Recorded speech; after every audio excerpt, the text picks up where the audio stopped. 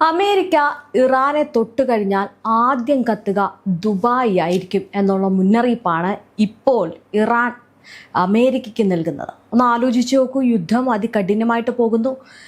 സൈനിക നീക്കങ്ങൾ അമേരിക്ക നടത്തുന്നു. എന്നാൽ അതിനിരട്ടി പ്രഹരം ഞങ്ങൾ നടത്തുമെന്ന് ഇറാൻ മുന്നറിയിപ്പ് നൽകുന്നു. അങ്ങനെ പശ്ചിമേഷ്യയുടെ സമാധാനം എന്ന് പറയുന്നത് അങ്ങ് ദൂരെയാണ്. യാതൊരു തരത്തിലുള്ള സമാധാനവും ഇപ്പോൾ പശ്ചിമേഷ്യയ്ക്കില്ല. ഇനി എന്നായിരിക്കും അത് കിട്ടുക എന്നാലോചിച്ചാണ് പശ്ചിമേഷ്യ ആകെ വിഷമിച്ചിരിക്കുന്നത്. നമുക്കറിയാം, യുദ്ധം തുടങ്ങിയപ്പോൾ തൊട്ട് ഏറ്റവും കൂടുതൽ അതിനെ പ്രതിഫലിച്ച ആർക്കാണെന്ന് ചോദിച്ചു കഴിഞ്ഞാൽ പശ്ചിമേഷ്യയ്ക്കാണ്. നഷ്ടങ്ങൾ ഉണ്ടായിട്ടുണ്ട്. ഇറാനും അമേരിക്കയ്ക്കും ഇസ്രയേലിനും എല്ലാം ഈ യുദ്ധങ്ങളിൽ നഷ്ടമുണ്ടായിട്ടുണ്ട്. പക്ഷേ ജനജീവിതം ഏറ്റവും കൂടുതൽ പ്രതിസന്ധിയായതും ദുസ്സഹമായതും പശ്ചിമേഷ്യയിലാണ്. ഇപ്പോൾ ഇതാ ഇറാൻ ഒരു മുന്നറിയിപ്പ് നൽകിയാണ്. അതായത് ദുബായിലെ ആകാശ ഗോപുരങ്ങൾക്ക് മുകളിൽ ഇന്ന് യുദ്ധത്തിന്റെ നിഴൽ വീണിരിക്കുന്നു. ഇറാന്റെ മണ്ണിൽ അമേരിക്ക ഒരു കരയുദ്ധത്തിന് മുതിർന്നാൽ അതിന്റെ വില നൽകേണ്ടി വരുന്നത് പശ്ചിമേഷ്യയിലെ സുരക്ഷിത താവളങ്ങളായിരിക്കുമെന്ന് ഇറാൻ വ്യക്തമാക്കി കഴിഞ്ഞു. നമുക്കറിയാം, നേരത്തെ ഇറാൻ അവിടുത്തെ പശ്ചിമേഷ്യയിലെ ഗൾഫ് രാജ്യങ്ങളിലെ അമേരിക്കൻ വ്യോമതാവളങ്ങൾക്ക് നേരെ നടത്തിയ ആക്രമണത്തിൽ ആ രാജ്യത്തിന് എത്രത്തോളം നഷ്ടമുണ്ടായിട്ടുണ്ട് എന്നുള്ളത് മാത്രമല്ല, ഈ പറയുന്നത് പോലെ തന്നെ ഗൾഫ് മേഖലയും UAEയും അമേരിക്കയോട് തങ്ങൾക്ക് ഉണ്ടായ നഷ്ടത്തിൻ്റെ കണക്കുകൾ പറഞ്ഞ് പണം ആവശ്യപ്പെടുമ്പോഴും വലിയ രീതിയിലുള്ള പ്രതിസന്ധിയും ഉടലെടുക്കുന്നുണ്ട്.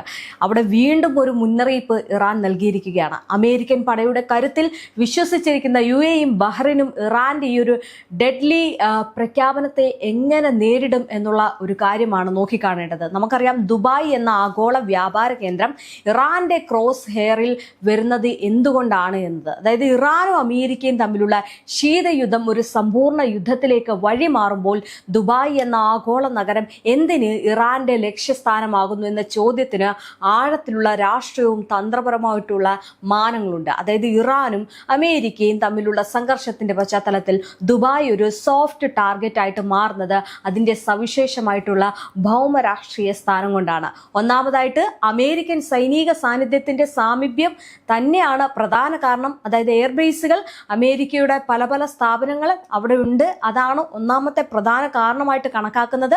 ഇനി യുണൈറ്റഡ് അറബ് എമിറേറ്റ്സിലെ അൽ ദഫ്ര പോലുള്ള വ്യോമ താവളങ്ങൾ പതിറ്റാണ്ടുകളായിട്ട് അമേരിക്കൻ സൈന്യത്തിന്റെ കരുത്തുറ്റ കേന്ദ്രങ്ങളാണ്. ഇറാൻ മണ്ണിൽ ഒരു അമേരിക്കൻ അധിനിവേശം ഉണ്ടായിക്കഴിഞ്ഞാൽ അതിനുള്ള പ്രധാന ലോജിസ്റ്റിക് സപ്പോർട്ടും വ്യോമാക്രമണങ്ങളും പ്ലാൻ ചെയ്യുന്നത് ഇത്തരം താവളങ്ങളിൽ നിന്നായിരിക്കും. അത് ഇറാന് നന്നായിട്ട് അറിയാം. അതിനാൽ തന്നെ ഒരു തിരിച്ചടി എന്ന നിലയിൽ ഇറാൻ ആദ്യം ലക്ഷ്യം വെക്കുന്നത് ശത്രുവിനെ തണലൊരുക്കുന്ന അയൽ രാജ്യങ്ങളായിട്ടുള്ള രാജ്യങ്ങളെയാണ്. ശത്രുവിന്റെ സുഹൃത്ത് ശത്രുവാണ് എന്ന യുദ്ധതന്ത്രമാണ് ഇവിടെ പ്രാവർത്തികമാകുന്നത്. തങ്ങളുടെ അതിർത്തിക്ക് അടുത്തുള്ള അമേരിക്കൻ സൈനിക കേന്ദ്രങ്ങൾ തകർക്കുന്നതിലൂടെ അമേരിക്കയുടെ ആക്രമണശേഷി പകുതിയായിട്ട് കുറയ്ക്കാൻ കഴിയുമെന്നാണ് ഇറാൻ വിശ്വസിക്കുന്നത്. നിലവിൽ ആ ഒരു സംഭവം നടന്നു കഴിഞ്ഞു. കാരണം അമേരിക്കയിലോട്ട് ഒരു നേരിട്ടുള്ള ആക്രമണം നടത്തിയല്ല അമേരിക്കയ്ക്ക് ഏറ്റവും കൂടുതൽ നഷ്ടം വരുത്തിയത് നമ്മൾ കണ്ടതാണ്. ഗൾഫ് മേഖലകളിലെ ഈ അമേരിക്കയുടെ എയർബേസുകളിലേക്കായിരുന്നു ഇറാൻ തന്റെ ആക്രമണങ്ങൾ നടത്തിയത്.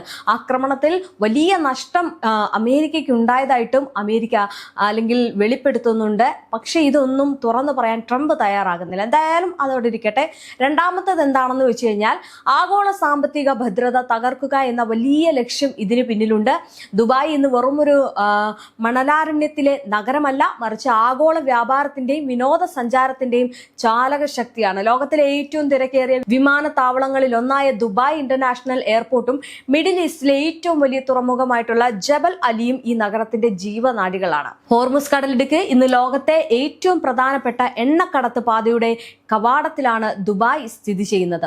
ദുബായ്ക്ക് നേരെ ഒരു മിസൈൽ ആക്രമണമോ ഡ്രോൺ ആക്രമണമോ ഉണ്ടായാൽ അത് ആഗോള ഓഹരി വിപണിയെയും എണ്ണവിലയും നിമിഷ നേരം കൊണ്ട് തകിടം മറിക്കും. അതിൽ സംശയമില്ല.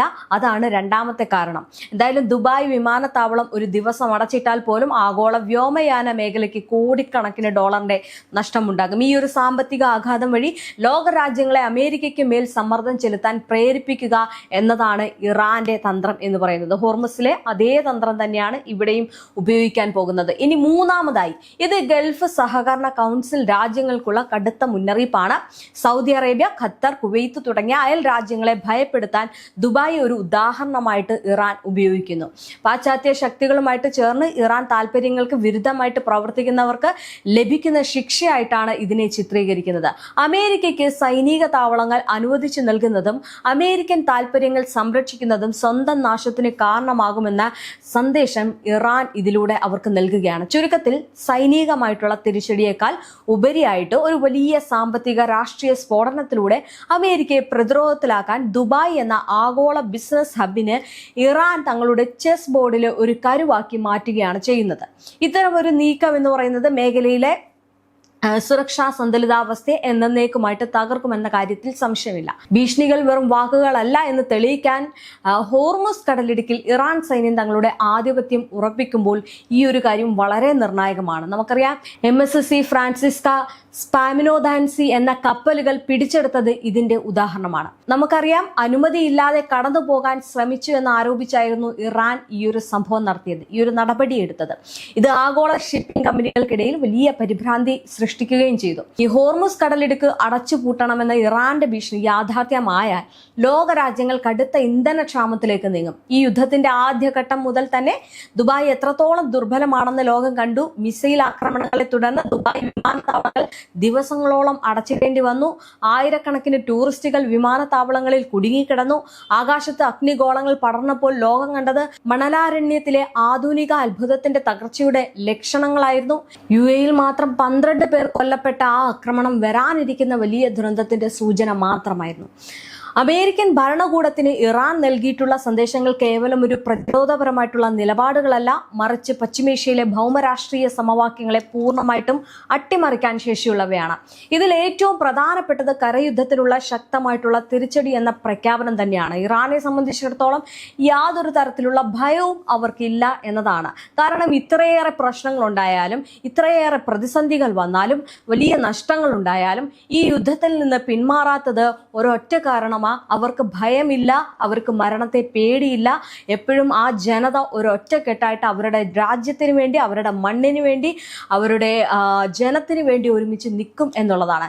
അമേരിക്കൻ താല്പര്യങ്ങൾ സംരക്ഷിക്കുന്ന പ്രാദേശിക സഖ്യകക്ഷികളെ നേരിട്ട് ആക്രമിക്കുന്നതിലൂടെ യുദ്ധത്തിന്റെ വ്യാപ്തിയും വർദ്ധിപ്പിക്കുകയും US-നെ സമ്മർദ്ദത്തിലാക്കുകയും ചെയ്യുന്നതാണ് ഇറാന്റെ ഒരു പോളിസി എന്ന് പറയുന്നത്.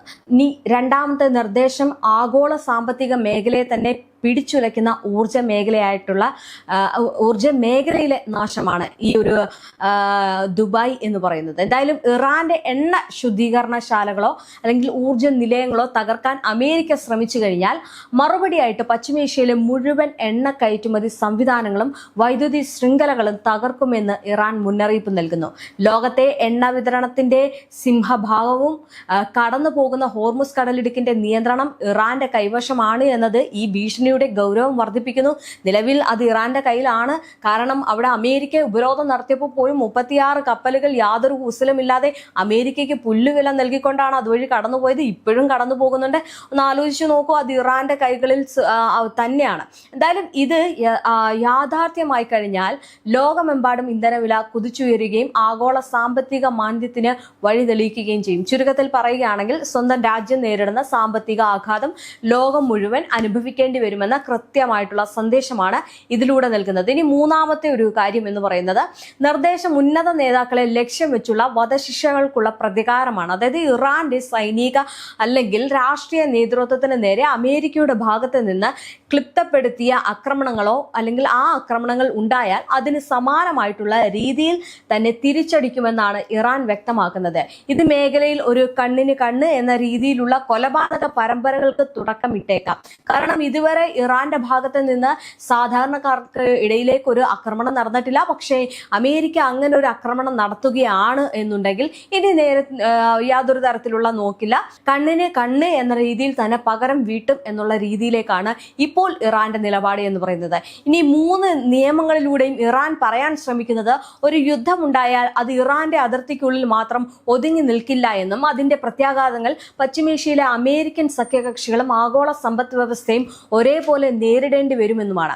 ഈ കർക്കശമായിട്ടുള്ള നിലപാടുകൾ സമാധാന ചർച്ചകളെ കൂടുതൽ സങ്കീർണമാക്കുകയും മേഖലയിലെ ഒരു വൻ യുദ്ധത്തിന്റെ വക്കിലെത്തിക്കുകയും ചെയ്തിരിക്കുകയാണ്. ഇനി പാകിസ്ഥാനിൽ നടന്ന സമാധാന ചർച്ചകൾ പരാജയപ്പെട്ട പോലെ യുദ്ധം ഒഴിവാക്കാൻ ഇറാൻ മുന്നോട്ട് വെച്ച 3 ഘട്ടങ്ങളിലുള്ള സമാധാന നിർദ്ദേശങ്ങൾ മേഖലയിൽ വലിയ ചർച്ചയാവുകയാണ്. ആദ്യഘട്ടമായിട്ട് ഉടനടി വെടിനിർത്തൽ പ്രഖ്യാപിക്കുകയും യുദ്ധം പുനരാരംഭിക്കില്ല എന്ന് ഉറപ്പുവരുത്തുകയും ചെയ്യുക എന്നതാണ് ഇറാന്റെ നിലപാട് എന്ന് പറയുന്നത്. രണ്ടാമത്തെ ഘട്ടത്തിൽ ലോകത്തിലെ ഏറ്റവും പ്രധാനപ്പെട്ട ഇന്ധനപാതയായിട്ടുള്ള ഹോർമുസ് കടലിടുക്കിന്റെ നിയന്ത്രണത്തെക്കുറിച്ചുള്ള പ്രത്യേക ചർച്ചകൾ നടത്തണമെന്നും മൂന്നാം ഘട്ടമായിട്ട് ആദ്യ 2 ഘട്ടങ്ങളിലെയും പുരോഗതി ഉണ്ടെങ്കിൽ മാത്രമേ വിവാദമായിട്ടുള്ള ആണവ വിഷയങ്ങളിൽ സംസാരിക്കൂ എന്നുമാണ് ഇറാൻ നിർദ്ദേശിക്കുന്നത്. എന്നിരുന്നാലും ഈ ട്രംപ് ഭരണകൂടം ഈ നിർദ്ദേശങ്ങൾ അംഗീകരിക്കാൻ സാധ്യതയില്ല എന്നാണ് രാഷ്ട്രീയ നിരീക്ഷകർ വിലയിരുത്തുന്നത്. ഇറാന്റെ വിട്ടുവീഴ്ചയില്ലാത്ത മനോഭാവവും അമേരിക്കയുടെ കടുത്ത നിലപാടുകളും കാരണം സമാധാന ശ്രമങ്ങൾ വഴിമുട്ടി നിൽക്കുകയാണ്. ഈ നയതന്ത്ര പരാജയം പശ്ചിമേഷ്യ ഒരു വലിയ സൈനിക സ്ഫോടനത്തിലേക്കും ആഗോള സാമ്പത്തിക പ്രതിസന്ധിയിലേക്കും നയിക്കുമെന്നാണ് ഈ പറഞ്ഞു വരുന്നത്.